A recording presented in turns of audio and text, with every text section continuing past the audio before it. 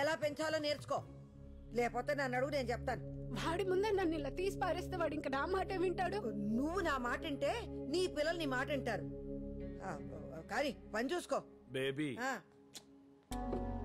పాపం కోడలు ఫీల్ అయినట్టుంది బేబీ.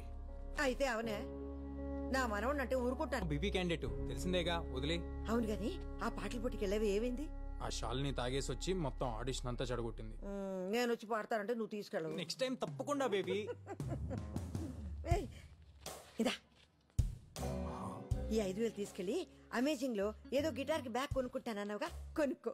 అమేజింగ్ కాదు, అమేజాన్. బ్యాక్ టచ్ అంటే తాత, నాన్నమ్మ అమేజింగ్.